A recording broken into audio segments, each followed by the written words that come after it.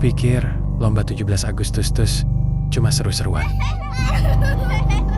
Kamu belum pernah dengar kisah dari balik gapura ini. Karena tahun itu salah satu peserta gak pernah kembali.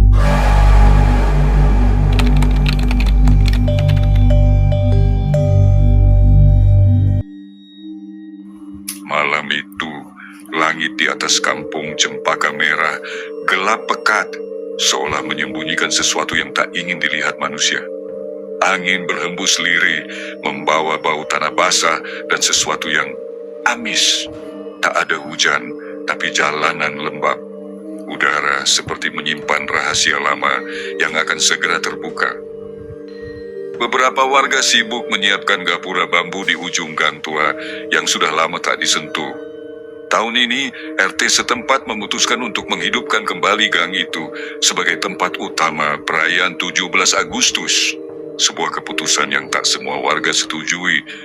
Banyak yang masih ingat cerita-cerita aneh tentang gang itu. Dulu pernah ada orang hilang di situ. Anak kecil. Hilang begitu saja saat main petak umpet malam-malam setelah lomba. Tidak pernah ditemukan sampai hari ini. Tapi bagi sebagian warga, apalagi generasi muda, itu cuma dongeng lama yang sengaja dibuat-buat untuk menakut-nakuti anak kecil agar cepat pulang. Toh, sudah lama tidak ada kejadian aneh. Semua aman-aman saja. Sampai gapura itu mulai didirikan kembali. Pak RW, yakin ini aman? Tanya Bu Lilis, salah satu warga tertua di gang itu. Matanya menyipit ke arah bambu-bambu yang dipaku membentuk huruf U besar di mulut gang.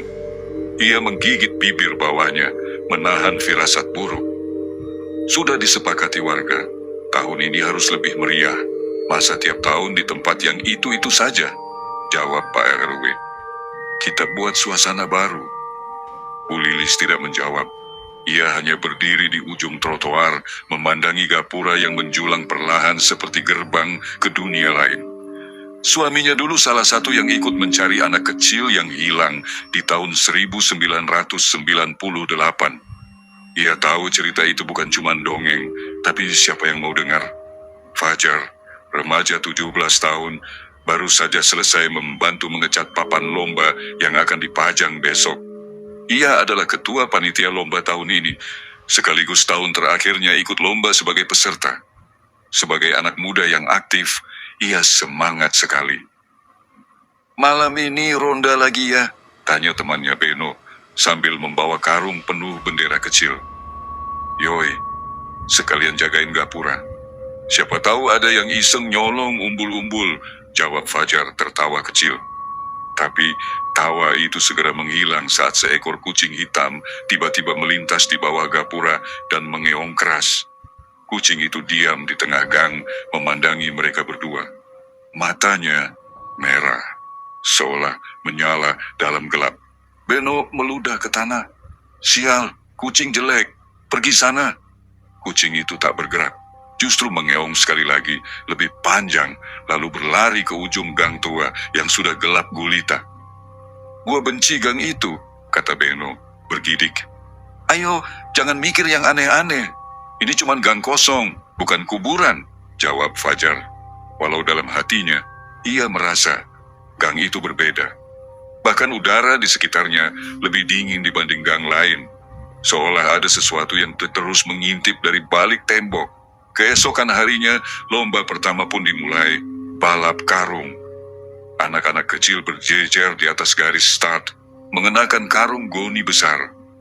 Suasana semarak dengan musik dangdut dari speaker murah dan ibu-ibu yang sibuk membagikan minuman dingin. Tapi saat lomba dimulai dan anak-anak melompat-lompat melewati gapura, semua orang menyadari sesuatu yang janggal. Anak paling kecil, Tegar, tidak pernah sampai ke garis finish. Awalnya disangka jatuh atau tersandung, tapi saat semua peserta berhenti, Tegar tidak ditemukan. Karungnya tergeletak kosong. Tepat di tengah gang tua, di depan pos ronda yang sudah lama tidak dipakai. Orang-orang panik. Ibunya Tegar menangis histeris. Warga menyebar mencari di sekitar gang. Tapi hasilnya nihil. Dia tadi paling depan. Aku lihat dia lari paling semangat, kata teman Tegar sambil menangis. Tapi kamera panitia yang merekam lomba memperlihatkan sesuatu yang lebih aneh. Tegar terlihat melompat masuk ke dalam bayangan gelap di depan pos ronda. Bayangan itu tidak berasal dari benda apapun. Di tengah siang bolong, seharusnya tidak ada tempat sekelam itu di gang terbuka. Dan yang paling menyeramkan, bayangan itu seperti menariknya masuk. Lomba dihentikan sementara, tapi Pak RW tetap berusaha menenangkan warga. Mungkin dia nyasar ke rumah kosong di belakang. Jangan panik dulu. Nanti malam kita cari sama-sama. Fajar, yang ikut menonton rekaman itu, merasa perutnya mulas. Ia tak pernah percaya hal mistis sebelumnya, tapi apa yang ia lihat bukan hal biasa. Ada sesuatu di gang itu, bisiknya pada Beno. Beno mengangguk. Gue rasa kita nggak boleh bikin lomba di sini. Fajar menatap gapura yang berdiri kokoh. Angin bertiup lewat sela bambu, membawa suara seperti tawa anak-anak. Tapi saat ia menoleh, tak ada siapa-siapa. Malam pun tiba. Para warga berkumpul dengan senter dan obor, menyisir gang tua. Mereka masuk ke rumah-rumah kosong yang lama tak ditempati. Salah satu rumah adalah milik Bu Ija, seorang janda yang meninggal 10 tahun lalu. Rumah itu kosong, gelap, dan lembab. Tapi saat mereka masuk, bau anyir langsung menusuk hidung. Fajar menyorot senter ke arah dinding. Ada coretan seperti tangan kecil, dengan jejak darah yang menetes ke lantai. Ini darah, tanya salah satu warga. Senter kemudian diarahkan ke sudut ruangan. Di sana ada karung goni, berdiri tegak, seolah berisi sesuatu. Dengan gemetar, Fajar maju perlahan. Ia menahan napas lalu meraih ujung karung itu. Saat ia membuka, isinya kosong, tapi hangat. Seolah baru saja ada tubuh mungil di dalamnya. Para warga semakin ketakutan. Ada yang mengusulkan membatalkan semua lomba, tapi Pak RW tetap ngotot. Lomba tetap lanjut. Ini perayaan negara, jangan sampai kalah sama ketakutan. Anak itu pasti kabur main ke tempat lain. Anak kecil suka begitu. Namun malam itu, satu persatu panitia lomba mulai mengeluh mimpi aneh, termasuk Fajar. Dalam mimpinya, ia melihat anak-anak kecil berbaris di depan gapura. Wajah mereka pucat, mata kosong, dan semua memakai karung goni. Mereka tidak bicara, hanya menatapnya dan menunjuk ke pos ronda. Dan dari dalam pos ronda, muncul bayangan besar seperti manusia, tapi jalannya merangkak. Dan saat bayangan itu berbisik, suara yang keluar adalah, "Yang menang akan kubawa pulang." Pagi-pagi sekali, Fajar terbangun dengan napas memburu. Tubuhnya basah oleh keringat dingin dan detak jantungnya seperti baru lari sprint. Mimpi itu, bayangan merangkak keluar dari pos ronda, suara berat yang berbisik, dan barisan anak-anak kecil dengan wajah kosong masih begitu jelas. Ia meraih ponsel. Pukul 15.12, ia belum tidur lebih dari 2 jam. Di luar kamar, suara ayam mulai terdengar samar, tapi kampung masih gelap. Fajar bangkit, menuju jendela dan membuka sedikit tirainya. Matanya langsung terpaku. Gapura di ujung gang menyala. Padahal semalam semua lampu sudah dicabut. Tapi kini di kedua sisi gapura menyala obor seperti zaman dulu. Bukan listrik, bukan neon. Api asli bergoyang pelan membentuk bayangan yang menari di tembok gang. Dan di depan pos ronda berdiri seseorang. Sosoknya membelakangi Fajar, tubuh kurus, memakai pakaian lusuh seperti seragam upacara SD zaman dulu, tanpa suara. Hanya berdiri menghadap ke dalam pos ronda. Fajar langsung mundur dari jendela. Ia hampir teriak. Tapi begitu ia cek kembali dari celah tirai, sosok itu sudah tidak ada. Pagi harinya, kampung kembali ramai. Meski insiden hilangnya Tegar masih jadi pembicaraan, lomba tetap dilanjutkan. Atas perintah langsung dari Pak RW, bahkan warga luar ikut datang, membuat gang Cempaka Merah makin penuh. Tapi Fajar gelisah. Ia menghampiri Bu Lilis, satu-satunya orang yang sejak awal merasa ada yang aneh. Bu, saya mimpi aneh. Sama seperti yang diceritakan orang-orang semalam, tentang anak-anak kecil di depan gapura, tentang pos ronda yang hidup. Bu Lilis menatapnya serius. Kamu harus berhenti ini, Jar. Gapura itu bukan sembarang tempat. Di bawahnya, dulu ada sumur tua, tempat pembuangan, dan menurut cerita orang tua dulu, pernah ada pengorbanan. Fajar tercengang. Pengorbanan? Iya. Saat zaman penjajahan dulu, ada satu keluarga yang dibantai oleh tentara. Anak-anaknya, 2 orang, dipaksa masuk ke dalam sumur, lalu ditutup paksa. Sejak saat itu, katanya, setiap kali ada acara besar di tempat itu, selalu ada yang hilang. Fajar menggigit bibir. Semua potongan mulai cocok. Tegar hilang, mimpi aneh, dan gapura yang entah kenapa jadi magnet untuk semua kejadian. Kenapa nggak pernah ada yang cerita ini ke warga lain? Tanya Fajar. Karena semua yang tahu sudah lama pindah, dan kami yang tinggal terlalu takut untuk buka mulut. Siang itu, lomba masukin pensil ke botol dimulai. Para remaja berkumpul sambil tertawa. Beno ikut lomba. Saat gilirannya maju, ia tertawa-tawa sambil mengikat tali di pinggang. Pensil tergantung di ujungnya. Yang penting, gaya dulu, menang belakangan, katanya. Sorak-sorai warga membuat suasana seperti lupa akan kejadian kemarin. Tapi saat Beno berjongkok dan mulai mencoba memasukkan pensil ke botol, terjadi sesuatu yang aneh. Botol itu bergerak sendiri. Beno terkejut. Ia mengira angin, tapi botol itu terus bergeser. Menjauh dari posisinya, seperti ditarik. Tiba-tiba, tali yang diikat di pinggangnya tertarik ke belakang dengan sangat kuat. Beno menjerit, terjatuh. Tapi tali itu tetap menarik, makin kuat. Menyeret tubuhnya ke belakang.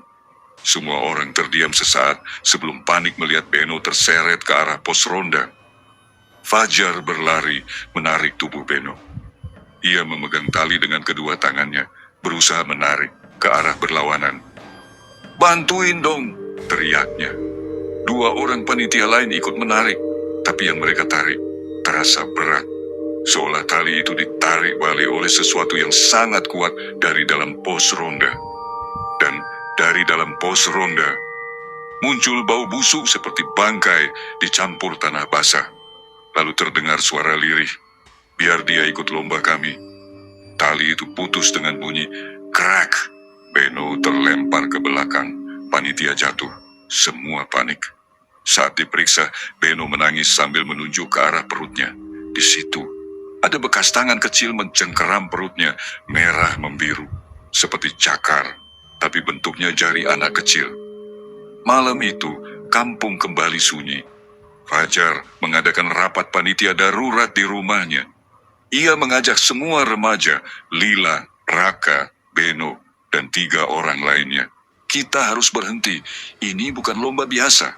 Ada sesuatu yang minta tumbal. Tegar belum ketemu. Beno hampir diseret. Dan malam-malam pos ronda nyala sendiri. "Gue setuju," kata Raka. "Gue juga mimpi aneh. Di mimpi itu, gue duduk sendirian di atas panggung. Tapi gak ada penonton. Yang duduk di bawah itu, semua anak kecil, wajahnya berdarah." Lila, yang sejak awal tak banyak bicara, tiba-tiba berkata pelan, "Aku mimpi ikut lomba tarik tambang, tapi yang narik dari lawan itu bukan manusia. Mereka semua kepala bocah, gak ada tubuhnya. Dan tali yang kita tarik itu ternyata tali usus." Semua terdiam, wajah pucat. Tak ada yang berani tertawa. Fajar pun membuat keputusan, lomba besok dibatalkan. Tapi malam itu, setelah rapat bubar dan ia hendak tidur, seseorang menggedor pintu rumahnya keras-keras. Duk, duk, duk. Ayah Fajar membukakan pintu. Di luar berdiri Pak RW, wajahnya merah marah. "Kamu panitia ya? Siapa yang nyebar berita kalau lomba dibatalin? Warga protes, anak-anak kecewa. Ini penghinaan terhadap perayaan negara." Fajar mencoba menjelaskan, tapi Pak RW tak mau dengar. Bahkan malam itu juga, ia memerintahkan panitia lain untuk mempersiapkan lomba utama, tarik tambang antar RT besok pagi. Dan yang paling mengerikan adalah, tarik tambang akan dimulai dari depan pos ronda memanjang ke arah gang. Fajar ingin melawan, tapi ayahnya menariknya masuk ke dalam rumah. Diam dulu, ini urusan berat. Biar ayah yang urus, tapi kamu jangan ke sana besok. Malam itu, Fajar kembali bermimpi. Kali ini, ia melihat dirinya berdiri di tengah gang. Orang-orang bersorak di kedua sisi, wajah mereka kabur. Di depannya, tali tambang panjang terbentang. Tapi tali itu seperti hidup, berdenyut. Lalu ia menoleh ke kanan dan kiri. Semua tim yang ikut lomba adalah anak-anak kecil, wajahnya pucat, mata kosong. Mereka mulai menari. Tali tambang berubah menjadi ular panjang dan menggigit tangan Fajar. Darah mengucur. Tiba-tiba ia terjatuh dan tanah di bawahnya terbuka, menghisapnya ke dalam kegelapan. Dan suara itu kembali. Besok harus ada yang kalah. Tanggal 17 Agustus pagi. Suasana kampung Cempaka Merah ramai luar biasa. Seperti tidak terjadi apa-apa kemarin, warga kembali memenuhi gang tua yang menjadi lokasi utama perlombaan. Gapura tinggi itu berdiri megah, dihiasi bendera dan balon merah putih yang berkibar ditiup angin. Tapi hanya Fajar yang tahu, angin hari ini bukan angin biasa. Di balik hebohnya perayaan, di balik tawa dan musik, ada sesuatu yang bersembunyi. Mungkin di bawah tanah, mungkin di balik dinding pos ronda yang lapuk, tapi yang jelas, ia menunggu. Tarik tambang antar RT akan segera dimulai. Seru panitia lewat pengeras suara. Fajar berdiri di ujung gang, mengenakan jaket hitam dan topi. Ia tidak ikut. Sejak kejadian Beno diseret kemarin, ia memutuskan untuk jadi penonton saja. Tapi matanya tajam mengamati sekitar. Apakah ada tanda-tanda aneh? Di tengah gang, tambang besar sudah dibentangkan. Dua kelompok warga dewasa berdiri saling berhadapan. Yang satu dari RT 3, satunya lagi dari RT 4. Masing-masing dengan 10 orang. Semua tampak siap dan penuh semangat. Siap, siap, tarik! Teriakan keras memecah udara. Warga di pinggir gang bersorak. Tambang ditarik kuat-kuat oleh kedua tim. Kaki menghentak, tangan menggenggam, urat leher menegang.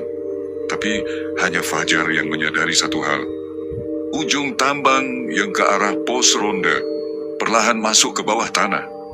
Fajar maju, berusaha melihat lebih dekat.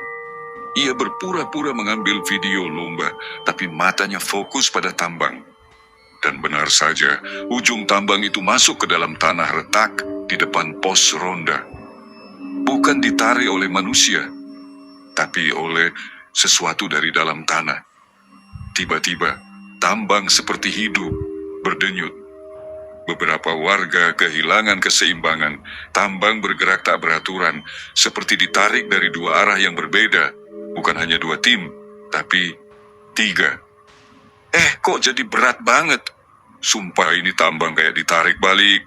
Fajar melihat salah satu peserta, Pak Hadi, pria tua dari RT 3, tertarik ke depan, jatuh ke tanah. Tubuhnya terseret ke arah pos ronda. Woi, tarik balik, ada apa nih? Lalu, tanah di depan pos ronda retak. Dari retakan itu, keluar asap tipis hitam, dan suara aneh seperti gemeretak tulang. Ceruk, ceruk, dan tiba-tiba, di antara tanah yang terbuka, muncul tangan kecil. Putih pucat, jari-jarinya kaku dengan kuku panjang. Tangan itu mencengkeram tambang dan ikut menarik. Warga panik. Lomba dihentikan seketika. Anak-anak menjerit. Ibu-ibu berteriak. Pak RW naik ke atas meja lomba dan mencoba menenangkan semua. Tenang, tenang semua. Ini pasti cuman ilusi, cuman akar pohon, gak ada yang aneh. Tapi baru saja ia selesai bicara, tanah di depan pos ronda meledak kecil. Lumpur dan tanah hitam terhambur ke udara. Dari lubang itu, keluar sosok anak kecil. Berusia sekitar 8 tahun, tubuhnya basah, kotor lumpur, mata kosong, kepalanya miring, di lehernya ada bekas luka ikatan tambang. Ia berdiri di tengah kerumunan yang membeku ketakutan. Lalu ia menunjuk ke arah Fajar. "Kamu gantiin dia." Semua orang mundur, tapi Fajar membeku. Sosok itu melangkah perlahan ke arahnya. Wajahnya seperti mengenali Fajar. Atau mungkin sebaliknya, seakan mereka pernah bertemu di mimpi. "Aku belum pernah menang lomba. Giliranku sekarang." Fajar melangkah mundur, tapi tanah di belakangnya licin. Ia terjatuh. Sosok itu mendekat, dan dari dalam lubang tanah, tangan-tangan kecil lain mulai muncul. Puluhan. Beberapa peserta lomba jatuh pingsan, anak-anak menangis, para warga berlarian, tapi gerbang gapura menutup sendiri. Bambu besar ambruk memblokade jalan keluar dari gang. Gang itu terkunci. Di tengah kekacauan, Fajar mencoba bangkit. Sosok anak itu kini berdiri tepat di depannya. "Namaku Andi," bisiknya. "Aku dulu hilang waktu lomba tahun 1998. Sekarang, aku ajak kalian main juga." Tiba-tiba, Fajar didorong masuk ke dalam pos ronda oleh kekuatan tak terlihat. Ruang sempit itu berubah menjadi gelap, dindingnya berlumut, dan di dalamnya ada tangga ke bawah. Seperti masuk ke dalam sumur. Dan di bawah sana terdengar suara-suara, tertawa, tangisan, nyanyian lagu kemerdekaan, dengan nada yang patah dan menyeramkan. 17 Agustus tahun 45. Di luar, warga mendobrak gapura. Tapi tak bisa. Gang itu seperti dimasukkan ke dalam dimensi sendiri. Dan Fajar kini berada di tengah sebuah ruang bawah tanah, berisi bendera-bendera robek, kerupuk menggantung dengan tali darah, dan puluhan anak kecil yang duduk bersila. Mereka menatapnya. Lalu mereka berkata serempak, "Ayo lomba. Kalau kamu kalah, kamu di sini selamanya." Fajar menatap sekeliling dengan napas tersengal. Dinding-dinding bawah tanah ini terasa hidup, seolah menghirup udara yang sama dengannya. Di setiap sisi tembok tergantung foto-foto buram, wajah anak-anak kecil. Semuanya mengenakan atribut lomba 17. Ada yang memakai karung, ada yang menggigit kerupuk, dan ada yang berdiri memegang bendera kecil dengan senyum yang kosong. Satu persatu anak-anak itu mulai berdiri. Mereka membentuk lingkaran dengan Fajar di tengah. Andi, anak kecil yang muncul dari lubang tanah tadi, kini menjadi pemimpin lomba. Lomba pertama, balap karung tanpa kaki. Fajar mengerutkan kening. Apa maksudnya? Tiba-tiba, dua anak kecil membawa karung goni usang ke arahnya. Tapi saat Fajar membuka bagian dalam karung itu, ada bekas darah dan serpihan tulang. "Apaan ini?" bisiknya gemetar. "Kalau kamu gak ikut, kamu akan tetap di sini selamanya," bisik Andi, suaranya dingin seperti angin mati. Di sisi ruang bawah tanah, muncul lorong panjang penuh tanah becek. Di ujung lorong ada cahaya samar, tapi dinding-dindingnya dipenuhi tangan-tangan kecil yang mencuat dari tanah, siap menangkap siapapun yang lewat. Fajar tahu, dia tak punya pilihan. Dengan gemetar, ia masuk ke dalam karung. "Siap?" Suara Andi menggema seperti genderang kematian. "Mulai!" Fajar melompat. Tapi tak seperti balap karung biasa. Di sini, setiap lompatan terasa berat, seperti ada yang menarik dari dalam tanah. Ia mencoba fokus, menjaga keseimbangan. Baru 3 lompatan, tangan mencengkeram kakinya dari bawah tanah. "Arg!" Ia jatuh. Kepalanya membentur tanah. Saat ia mencoba bangkit, tangan itu mencakar betisnya. Darah menetes. Di belakangnya terdengar suara tawa anak-anak. Bukan tawa bahagia, tapi tawa mengejek. Tawa jiwa-jiwa yang sudah lama mati. Fajar memaksakan diri bangkit dan melompat lagi. Kali ini ia abaikan rasa sakitnya. Ia tahu, ini bukan cuma lomba, ini ujian hidup atau mati. Satu lompatan lagi, dua, dan akhirnya Fajar menyentuh ujung lorong dengan karung masih di tubuhnya. Selesai. Suara anak-anak tiba-tiba berubah. Mereka berhenti tertawa, menatap Fajar dengan wajah kosong, lalu bertepuk tangan. Andi mendekat, tersenyum aneh. Kamu lulus lomba pertama, tapi masih ada 6 lomba lagi. 7 lomba, sahut anak lain dari sudut ruangan. Karena 17 Agustus, 7 lomba, 7 nyawa. Tiba-tiba dinding-dinding bergetar. Suara-suara dari atas mulai terdengar samar. Fajar! Itu suara ayahnya. Fajar, kamu di mana? Wajah Fajar berubah. Ia menoleh ke langit-langit ruang bawah tanah. Di sana ada celah sempit seperti jendela. Ia bisa melihat kilatan cahaya senter.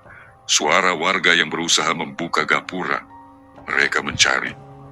Ia mencoba berteriak, "Tolong! Aku di sini!" Tapi suaranya seperti ditelan dinding.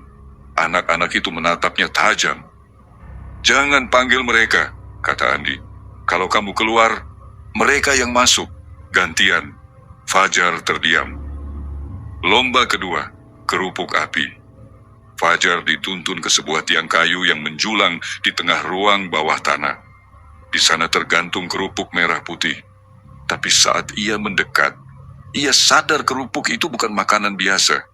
Itu kerupuk yang meneteskan cairan bensin. Andi menyalakan korek. Nyala. Api membakar pelan bagian bawah kerupuk, lalu menyala semakin besar. "Kamu harus gigit sebelum apinya sampai ke tali," kata Andi. "Gila kamu," teriak Fajar. Andi hanya menatap kosong. Ini bukan tempat orang waras. Ini tempat mereka yang dilupakan. Dengan napas tercekat, Fajar berdiri di bawah kerupuk. Api sudah mulai menjilat bagian bawahnya. Panas terasa di wajahnya. Ia mencoba menjangkau, tapi tali di tangannya diikat. Ia hanya boleh mengandalkan mulut. Kerupuk itu bergoyang, panas, bau bensin menyengat. Lalu, gerar, Fajar melompat, menggigit keras. Kerupuk patah separuh. Api hampir menyambar rambutnya. Ia berguling ke tanah, menjauh dari kobaran, dan tali putus. Kerupuk jatuh dan api padam. Fajar berguling, terbatuk, wajah kotor penuh asap, tapi ia selamat. Anak-anak itu kembali bertepuk tangan, kali ini dengan senyum lebih lebar dan suara isakan. Di antara mereka, satu anak kecil menangis. "Aku dulu." Langkah Fajar berat. Darah dari kakinya masih menetes. Bekas luka dari balap karung setan belum juga kering. Tapi suara genderan yang menggaung dari langit merah darah memaksanya maju. Peserta ke lomba ketiga maju ke lapangan. Tanah di bawah kakinya mengelupas, menyisakan pasir hitam dan serpihan tulang. Di depan, lapangan kecil muncul, dikelilingi pagar kawat. Di tengahnya, seutas tali tambang yang sangat panjang membentang. Tapi yang membuat Fajar bergidi adalah apa yang tergantung di tengah tali itu, sebuah kepala manusia. Masih utuh, matanya terbuka, menatap Fajar. "Ini apa-apaan?" Suara serak menggema dari atas, suara sang juri. Anak laki-laki dengan mata kosong dan mulut dijahit kasar, berdiri di atas tribun bayangan. Lomba ketiga, tarik tambang nyawa. Di sisi kanan lapangan muncul sesosok anak perempuan, wajahnya pucat, bajunya putih penuh bercak darah, tangannya gemetar memegang tali tambang. "Kenalkan lawanmu, Ayu, korban 17 Agustus tahun 1996. Ia masih mencari lawan yang pantas sebelum ia bisa tidur." Ayu mengangkat kepala. Matanya kosong. Tapi dari sorotannya, Fajar merasa gadis itu dulu manusia. "Kalau aku menang, aku pulang?" tanya Fajar. Kalau kamu menang, kata juri itu pelan, kamu lanjut ke lomba berikutnya. Kalau kalah, mayatmu jadi umpan lomba berikutnya. Suara genderang mulai ditabuh. Duk, duk, duk. Tali tambang ditarik perlahan. Ayu menariknya dengan kekuatan aneh, meskipun tubuhnya kecil. Fajar mencoba melawan, tapi tali itu seperti hidup. Seakan mengikat tubuhnya, menusuk ke dalam kulitnya. Tubuhnya tertarik maju. Di tengah lapangan lubang hitam muncul dalam tanpa dasar. Seolah lubang itu akan menelan siapapun yang kalah. Dan kepala di tengah tali mulai berbicara. Menanglah, atau engkau akan menggantikanku. Fajar meraung. Ia mundur perlahan menggunakan seluruh kekuatannya. Tapi Ayu tersenyum, senyum tipis dan menyeramkan. Dari punggungnya muncul banyak tangan kecil. Tangannya sendiri tak lagi menarik, tapi tangan-tangan di punggungnya menggantikan. Menarik dengan kekuatan setan. Ini nggak adil, Fajar teriak. Lomba bukan soal adil, saut sang juri. Ini soal siapa yang cukup gila untuk tetap bertahan. Tiba-tiba Fajar teringat sesuatu. Di kantong celananya masih ada pecahan kaca dari lomba pertama. Ia menggenggamnya, lalu menusukkan ke tangannya sendiri. Darah mengucur. Tali tambang yang hidup itu mencium darahnya dan mengendur. Kau melawan kami dengan darahmu sendiri? Suara-suara berbisik dari tanah. Fajar tidak menjawab. Ia hanya memejamkan mata dan menarik sekuat tenaga. Tangannya nyaris copot. Kakinya tertanam di pasir dan tulang. Tapi perlahan Ayu terdorong ke arah lubang. Aku nggak mau mati di sini, gumam Fajar. Aku harus pulang. Satu tarikan terakhir, Ayu terpeleset. Tubuhnya tertarik, terguling ke tepi lubang. Ayu... Tapi suara Ayu tak lagi seperti manusia. Ia meraung seperti binatang. Tubuhnya berputar-putar, tangan-tangan di punggungnya mencakar tanah. Tapi gravitasi terlalu kuat, ia tersedot ke dalam lubang hitam. Tali tambang jatuh ke tanah, lapangan sunyi. Pemenang, Fajar, ucap sang juri. Tapi bayangan Ayu belum lenyap. Tiba-tiba, dari lubang yang telah tertutup, muncul suara pelan. Suara anak kecil. Tangisan. Aku belum selesai. Fajar ambruk, nafasnya tersengal. Tapi ia tahu, belum selesai. Masih ada 4 lomba lagi di dunia nyata. Sementara itu, di kampung Cempaka Merah, Ibu Fajar mulai mengalami mimpi buruk. Ia bermimpi melihat Fajar berdiri di bawah gapura dengan tubuh penuh darah dan mata merah. Bu, aku kedinginan. Tangannya menggapai, tapi sebelum bisa menyentuh, tubuh Fajar diseret ke balik gerbang tua. Saat sang ibu bangun, ia mendapati tangan Fajar yang berdarah tergurat di kaca jendela. Keesokan paginya, gapura tempat Fajar hilang, tertutup kabut hitam. Dan dari balik kabut, terdengar suara-suara anak kecil tertawa, seperti sedang lomba. Udara di dalam arena lomba semakin pekat, seperti darah yang mengering di kulit.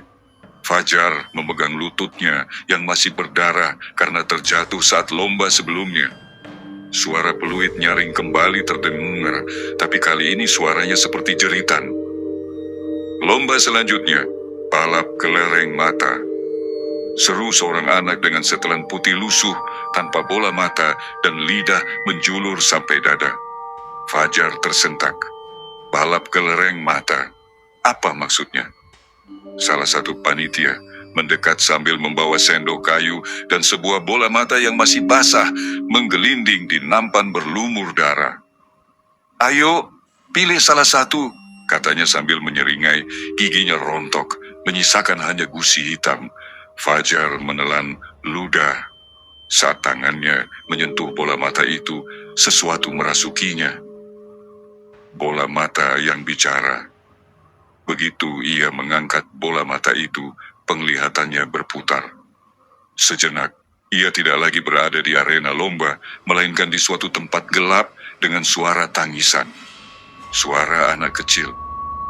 Aku tidak ingin mati, aku cuma mau ikut lomba 17-an seperti teman-teman. Cahaya samar menampakkan sesosok anak perempuan dengan pita merah di rambutnya.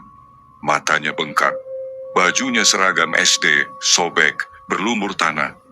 Itu Ayu. Tiba-tiba, Fajar kembali ke arena. Nafasnya memburu. Bola mata itu milik Ayu. Cepat, garis awal sudah dibuka, seru panitia. Lomba dimulai. Fajar meletakkan bola mata itu di sendok yang ia gigit dengan gigi gemetar. Jalur lomba bukan tanah lapang, tapi lantai licin yang dipenuhi jari-jari manusia mencuat dari bawah. Ada 7 peserta lain, semuanya anak-anak yang tampak rusak. Mata tertancap paku, lidah terpotong, tangan patah arah. Siapapun yang menjatuhkan kelereng akan menggantikannya, teriak suara dari langit. Menggantikannya? Apa maksudnya? Fajar mulai melangkah. Tiap langkah, lantai berdenyut seperti jantung. Kadang licin, kadang bergerigi. Bola mata di atas sendok berputar. Dan setiap putarannya, Fajar melihat potongan memori Ayu. Potongan masa lalu. Ayu menang lomba tarik tambang tahun 1996. Tapi karena menang, ia dikerjai anak-anak besar. Malamnya, Ayu dikejar ke kebun belakang. Ia jatuh ke lubang sumur tua dan tidak pernah ditemukan. Gapura yang sekarang dibangun tepat di atas lubang itu. Aku masih di sana, tubuhku belum pernah ditemukan. Fajar menggigil, sendok di mulutnya bergetar hebat. Ia hampir menjatuhkan bola mata itu. Di belakangnya, satu peserta tergelincir, brak, kelerengnya jatuh. Dan langsung, tubuhnya meledak menjadi tanah, berubah jadi bagian dari arena. Di tempat jatuhnya, muncul bola mata baru, siap untuk lomba selanjutnya. Ayu menampakkan diri, langkah Fajar semakin berat, tapi ia hampir sampai. Tiba-tiba, di depannya muncul Ayu. "Berhenti," katanya dengan suara serak. "Kamu tidak boleh selesai." "Aku cuma mau pulang," teriak Fajar, air mata menetes. "Kamu melihat semua kan? Sekarang kamu harus pilih. Selamat atau buka semuanya." "Buka apa?" Ayu menunjuk ke bola mata di sendok. "Itu bukan mataku. Itu milik orang yang membunuhku." Garis finish berdarah. Fajar melihat ke bola mata itu, dan cahaya merah menyala dari dalamnya. Sekejap, ia melihat wajah Pak RT dengan tangan berdarah, mendorong anak kecil ke dalam lubang gelap. Pak RT sekarang yang memimpin panitia lomba di dunia nyata. Fajar tersentak. Itu pembunuhnya. Tapi sebelum ia bisa bicara lebih jauh, bruk, tanah di bawahnya retak. Fajar lompat dan mendarat di garis finish. Bola mata itu tetap di sendok. Selamat, tapi tidak bebas. Suara drum berderak dari kejauhan. Sorak-sorai palsu memenuhi arena. Anak-anak arwah berdiri dan bertepuk tangan. Tapi sorakan itu kosong, seperti diputar dari rekaman rusak. Panitia mendekat. "Selamat, kamu lolos." Fajar gemetar, nafasnya nyaris habis. Tapi sebelum ia bisa bersyukur, panitia lainnya berkata, "Masih 3 lomba lagi, dan lomba terakhir akan menentukan siapa yang pulang dan siapa yang menggantikan Ayu." Fajar menoleh ke arah Ayu, tapi anak perempuan itu sudah menghilang. Yang tertinggal hanya pita merah dan lubang tanah menganga yang perlahan membentuk wajah. Langit di atas arena berubah warna menjadi merah darah. Awan menggulung seperti asap dari krematorium. Suara denting logam menyerupai lonceng kematian menggema. "Lomba selanjutnya, panjat tengkorak," seru panitia dengan mulut robek sampai telinga. Suaranya menggema seperti 2 suara dalam satu tubuh. Fajar menatap ke depan. Menara panjat itu bukan dari batang pinang seperti lomba biasa, tapi tersusun dari tengkorak manusia, disusun setinggi pohon kelapa. Tengkorak-tengkorak itu terus bergerak, menggeliat, seperti ada yang hidup di dalamnya. Di puncaknya berkibar bendera merah putih, namun warna putihnya sudah luntur menjadi kecoklatan seperti darah kering. Peraturan lomba yang mengerikan, panitia membacakan aturan. Peserta harus memanjat sampai puncak. Tidak boleh terjatuh. Jika terjatuh, tubuh akan menjadi bagian dari menara. Di atas ada 2 bendera. Pilih yang benar untuk selamat. Pilih yang salah. Kamu akan menjadi penjaga menara selanjutnya. Fajar menatap 3 peserta lain yang masih bertahan. Salah satunya tampak seperti anak SMP yang tangan kanannya hanya tinggal tulang. 2 lainnya adalah gadis kecil dan anak laki-laki dengan wajah terbalik. Panitia meniup peluit panjang. Tengkorak yang menjerit. Fajar mulai memanjat. Tengkorak-tengkorak di menara itu menggeliat. Ada yang tertawa, ada yang berteriak minta tolong, ada yang memanggil namanya. Fajar, Fajar, kenapa kamu pulang waktu itu? Kita belum selesai main. Itu suara Dodi, sahabatnya waktu kecil. Dodi yang tenggelam di sungai belakang sekolah. Fajar mencoba tidak terganggu. Tangannya mencengkeram kuat tulang-tulang licin yang penuh lendir dan darah. Kakinya tergelincir beberapa kali. Di sampingnya, gadis kecil peserta lain menjerit dia terpeleset dan jatuh. Tapi alih-alih membentur tanah, tubuhnya terserap ke dalam menara. Tulangnya terurai, menyusun bagian baru dari menara. Kepalanya menjadi tambahan tengkorak di bawah. Teriakan dari bawah. Setiap langkah naik, Fajar bisa mendengar suara-suara dari bawah. Kami dikubur bersama dosa orang dewasa. Lomba ini bukan permainan. Ini pengorbanan. Kami dulu anak-anak biasa. Fajar ingin menutup telinganya, tapi kedua tangannya sibuk mencengkeram tengkorak. Di atas, 2 bendera mulai terlihat. Bendera pertama tampak masih utuh, namun sobek di bagian bawah. Bendera kedua tampak kusut dan dekil, tapi masih berdiri kokoh. Ia harus memilih salah satu. Bisikan Ayu. Saat Fajar hampir mencapai puncak, suara Ayu terdengar lagi di dalam kepalanya. Yang sobek adalah bendera palsu.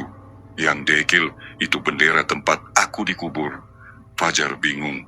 Kenapa Ayu tahu? Apakah ini petunjuk atau jebakan?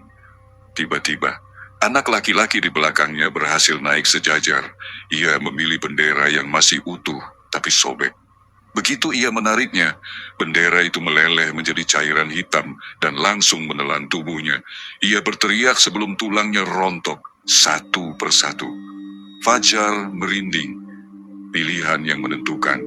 Dengan hati gemetar, Fajar menggapai bendera yang dekil. Tangannya menyentuh tiangnya yang dingin dan licin. Saat ia menariknya, langit menggelegar. Petir menyambar menara tengkorak namun tidak menghancurkannya. Sebaliknya, tengkorak-tengkorak itu berhenti bergerak. Suara jeritan sunyi.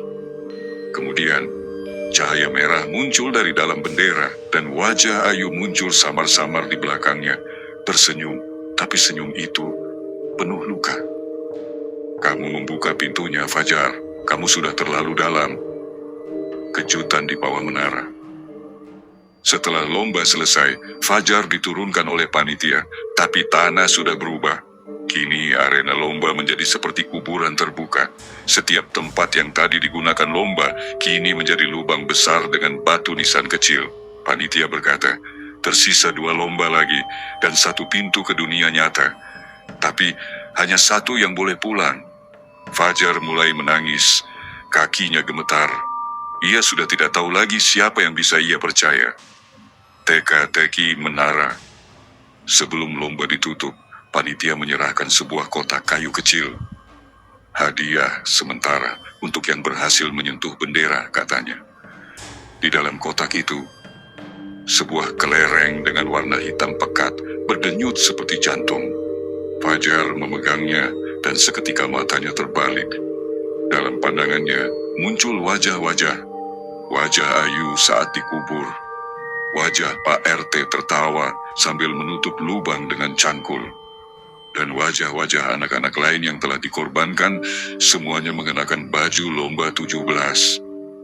Pertanyaan terakhir, suara Ayu berbisik. Kalau kamu tahu kebenarannya, apa kamu tetap mau pulang? Fajar tak bisa menjawab. Tapi di kejauhan, ia melihat sosok Pak RT berdiri di balik gapura, tersenyum. Dan tangannya memegang sendok berlumur darah. Suasana lapangan lomba makin suram. Kabut tebal menyelimuti tempat itu, seolah waktu berhenti hanya untuk menyaksikan sebuah ritual berdarah. Fajar berdiri dengan tubuh gemetar di antara tanah yang mulai berlendir, seperti napas neraka sedang mengembus dari bawah kakinya.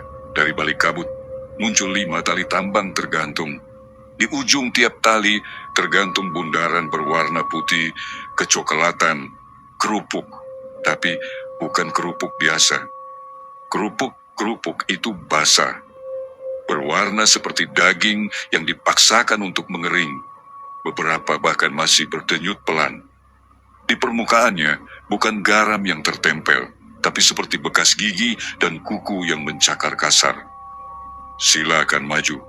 Peserta berikutnya, Fajar, ucap Ayu dari ujung lapangan, duduk di kursi bambu dengan kepala miring dan mata merah menyala. Fajar tak punya pilihan, langkahnya menyeret menuju tali kerupuk itu. Lomba makan kerupuk dengan tangan terikat di belakang. Waktu 1 menit, kalau tidak habis, rahangmu yang akan dikunyah, kata Ayu tersenyum aneh. Tang, suara kentongan dipukul keras. Tiba-tiba tali tambang menegang sendiri dan menarik tubuh Fajar ke depan, menghadap kerupuk. Tangannya tertarik ke belakang seperti diikat oleh sesuatu yang tak kasat mata. Detik pertama, Fajar mendekatkan wajah ke kerupuk yang paling kiri. Begitu dia membuka mulut, aroma amis dan asam menyeruak tajam. Kerupuk itu bukan terbuat dari tepung, tapi dari kulit manusia yang dikeringkan. Ada potongan rambut menempel, bahkan ia melihat sesuatu yang menyerupai potongan telinga di ujungnya. Ini gila! Fajar ingin berteriak, tapi tak bisa. Kepalanya seperti dipaksa maju. Dia coba menggigit bagian tengah.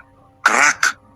Darah menyembur dari bagian dalam kerupuk, membasahi wajahnya. Rasa asin dan amis langsung menyerang lidah. Mulutnya mulai panas, tapi tali tak memberi ampun. Ia terus digerakkan seolah oleh tangan gaib.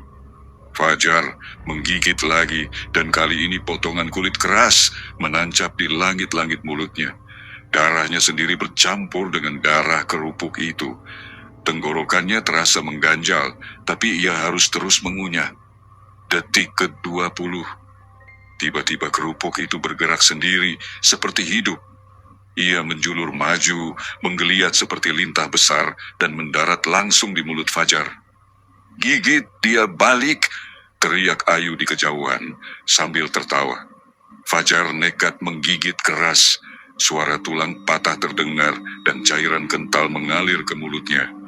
Pemandangan makin aneh. Penonton yang tadinya diam, mulai berubah. Mereka semua punya wajah yang sama wajah Fajar sendiri. Semuanya menertawakannya, menyaksikan dirinya menderita. Matanya sendiri menatap dari setiap kepala penonton itu. Detik ke-40. Kerupuk mulai berubah. Ukurannya bertambah besar. Kini mulut Fajar kesulitan menggigitnya. Tapi dari dalamnya terdengar bisikan lirih. Kulit ini dulu milik orang tuamu. Makan, Fajar. Makan darah keluargamu. Fajar memuntahkan sebagian yang telah dikunyah, tapi tali menjerat lehernya. Kerupuk itu menempel seperti pacet, memaksa dirinya terus memakan. Detik ke-55. Hanya beberapa gigitan lagi, tapi dunia di sekitarnya mulai bergoyang. Lapangan berubah jadi kuburan, dan kerupuk terakhir ini tergantung di atas nisan ibunya sendiri. Aku tahu kamu kuat, Fajar. Suara ibunya terdengar dari dalam kerupuk itu. Dengan seluruh tenaga, Fajar menggigit potongan terakhir. Suara letupan daging terdengar keras. Tali tiba-tiba terlepas. Kerupuk jatuh ke tanah dan langsung membusuk jadi abu. Ting! Kentongan dipukul sekali, lomba selesai. Fajar jatuh tersungkur, seluruh wajah dan mulutnya berdarah. Ayu berdiri dari kursi, wajahnya terlihat sedih atau kecewa. Sayang sekali, kerupuk itu bukan milik ibumu, tapi milikku. Tiba-tiba, kerupuk yang lain terbakar. Lapangan kembali normal, tapi tidak dengan tubuh Fajar. Kini, wajahnya seperti berubah. Bukan karena luka, tapi seperti mengambil bentuk wajah orang lain. Ayu berjalan mendekat dan berbisik, lomba berikutnya akan jadi yang terberat. Kamu akan menghadap versi dirimu yang paling mengerikan. Seketika, tanah terbelah. Dari dalamnya muncul cermin besar berdarah, dan di dalamnya Fajar melihat dirinya sendiri, tapi versi yang penuh luka, mata merah, dan senyum seperti pembunuh. Siapkah kamu melawan dirimu sendiri, Fajar? Melawan diriku sendiri. Langit merah, tanah retak, cermin berdarah. Fajar berdiri di tengah lapangan sunyi yang tak asing, tapi juga bukan miliknya. Sekilas seperti lapangan tempat lomba 17 di kampungnya, tapi pohon-pohon di sekitarnya tumbuh terbalik, dan gapura di ujung terlihat berdarah, seolah menyimpan luka terbuka yang belum pernah sembuh. Dari arah depan, cermin besar berdiri setinggi 3 meter, retak-retak namun masih utuh, menampilkan sosok dirinya sendiri. Tapi Fajar tahu, sosok itu bukan dia. Sosok di dalam cermin tersenyum miring dengan wajah setengah meleleh seperti lilin terbakar dan mata yang terus berputar ke arah berlawanan. Ini lombanya apa? Tanya Fajar pelan, suara gemetar. Di belakangnya, suara langkah pelan terdengar. Ayu, si gadis kecil dengan mata hampa, muncul dari kabut. Tangannya menunjuk ke arah cermin. Lomba terakhir sebelum yang pamungkas. Lomba melawan dirimu sendiri. Bayanganku, bukan bayangan, tapi dirimu yang gagal, yang pernah membiarkan seseorang mati, yang pernah pura-pura tak tahu, yang pernah diam saat kebenaran bisa menyelamatkan orang lain. Fajar menelan ludah. Aku, cermin bergetar. Tiba-tiba, tangan dari dalam cermin menjulur keluar. Sosok lain Fajar melompat ke dunia nyata, berdiri di depannya dengan wajah kosong tapi mengancam. Lombanya sederhana, kata Ayu. Kalian bertarung, kalau kau menang, lanjut. Kalau kalah, kau akan digantikan. Digantikan, maksudnya Ayu tidak menjawab. Tapi versi jahat Fajar, yang mulai disebutnya dalam hati sebagai bayangan, sudah bergerak. Pertarungan dimulai. Bayangan itu menghantam perut Fajar dengan lutut. Tubuhnya terlempar dan terbanting ke tanah keras. Bayangan bergerak sangat cepat. Gerakannya seperti refleksi dalam cermin yang cacat, patah-patah dan menyimpang dari hukum fisika. Fajar berdiri tertatih, mencoba melawan, meninju, menendang, tapi semua serangannya ditebak. Dia tahu semua gerakanmu. Suara Ayu terdengar samar, karena dia adalah kamu. Bayangan itu menatap Fajar dengan mata yang sekarang menangis darah. Kamu pengecut. Ingat dulu waktu kamu lihat Rio digebuki rame-rame. Kamu cuma diam. Kamu lari. Kau biarkan dia koma. Fajar terdiam. Kenangan itu muncul tiba-tiba. Rio, teman SMP-nya, yang dirundung.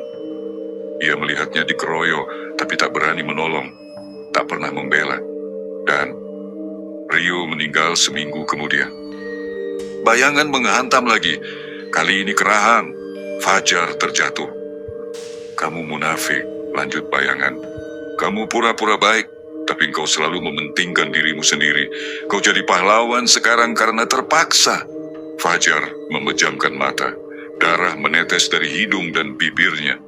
Tapi di tengah kesakitan itu, ia justru merasa tenang.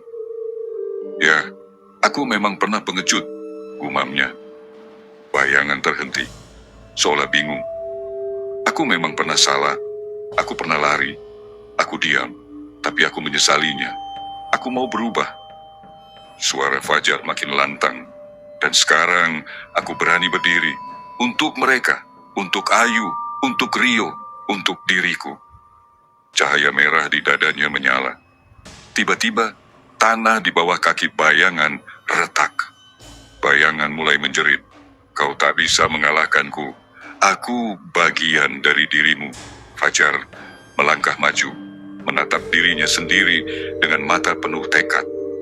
Mungkin kamu bagian dariku, tapi aku nggak akan biarkan bagian itu menguasai hidupku lagi. Dengan sisa tenaga, Fajar mendorong sosok Bayangan ke arah cermin yang terbuka lebar. Cermin menyedot tubuh itu, dan sebelum tertutup, Bayangan sempat berkata lirih, akan ada yang lebih buruk dariku. Cerak, cermin pecah berkeping-keping berubah menjadi pasir hitam yang berterbangan seperti abu. Rahasia Ayu terbongkar. Fajar terengah-engah, tubuhnya penuh luka, tapi ia masih hidup. Ayu mendekat, wajahnya pucat tapi tidak lagi hampa.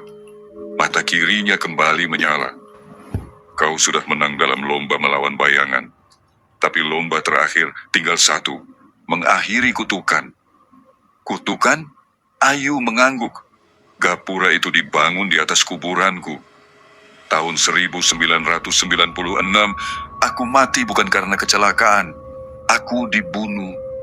Fajar terdiam. Ayu melanjutkan. Pak RW dan 2 panitia lomba dulunya adalah pelaku utamanya. Mereka memperkosa dan membunuhku di malam sebelum 17 Agustus. Mereka mengubur jasadku di ujung kampung dan pura-pura tidak tahu. Tiap tahun mereka bangun gapura baru tepat di atas jasadku. Dan lomba ini, arwahku terjebak di sana. Tapi dendam itu terlalu kuat. Lalu mereka membuat lomba tahunan dengan ritual tersembunyi agar desa tetap aman dari arwahku. Fajar ternganga. Jadi mereka mengorbankan peserta. Ayu mengangguk pelan. Tiap tahun, 1 anak harus masuk ke dunia ini, supaya desa tetap tenang. Tiba-tiba, tanah bergetar. Lomba terakhir akan segera dimulai, kata Ayu. Tapi sekarang kamu tahu segalanya. Kamu harus pilih. Pilih apa? Ayu menatapnya dengan sorot penuh beban. Antara menghancurkan gapura, membebaskan aku dan semua arwah, tapi menantang para pelaku yang masih hidup. Atau keluar dari sini, membiarkan semua ini berulang lagi tahun depan. Fajar memejamkan mata. Pilihan itu bukan tentang menang atau kalah, tapi tentang berani bertanggung jawab. Fajar berdiri menatap gapura berdarah yang kini tampak retak di ujung sana. Besok, 12 Agustus, umamnya Hankaan. Ia menghela napas dalam, lalu berjalan menuju gapura, dengan tekad untuk membebaskan yang mati dan menghancurkan mereka yang bersalah. Langit di atas kampung Cempaka Merah berubah warna. Bukan lagi biru senja atau hitam malam, tapi merah pekat seperti darah yang membeku. Fajar berdiri di tengah lapangan, tempat upacara bendera terakhir akan dimulai. Namun, tak ada anak-anak lain. Tak ada peserta lomba. Hanya deretan bendera merah putih compang-camping berkibar dengan suara rintihan. Ayu berdiri di ujung lapangan, mengenakan seragam SD putih yang sudah sobek di beberapa bagian. Tubuhnya tak lagi tampak seperti hantu anak kecil. Sekarang, ia tampak seperti sosok agung yang menguasai dunia ini. Roh penasaran yang telah menyerap kekuatan dari korban-korbannya. Upacara akan segera dimulai, Fajar, kata Ayu. Suaranya dingin, bergema seperti datang dari langit dan bumi sekaligus. Kau satu-satunya yang sampai pada tahap ini. Yang lainnya sudah menjadi bagian dari tanah ini. Fajar menatap sekeliling. Di tanah lapang itu muncul wajah-wajah dari peserta lomba sebelumnya. Separuh tubuh mereka terkubur, mata menatap kosong dan mulut menganga, seolah menjerit tanpa suara. Mereka adalah anak-anak yang lenyap, yang nama-namanya pernah disebut sebagai hilang saat lomba 17. Fajar menggenggam bendera kecil lusuh di tangannya, hadiah dari lomba terakhir. Tapi ia tahu, ini bukan hadiah. Ini simbol bahwa ia adalah pion terakhir dalam permainan mengerikan ini. Kenapa semua ini terjadi? Tanya Fajar, suaranya serak karena luka dan rasa takut yang menumpuk. Ayu menatap langit. Dulu, tahun 1996, aku ikut lomba panjat pinang, tapi panjatan itu dipaku dengan paku berkarat. Saat aku jatuh, tiang itu menusuk leherku.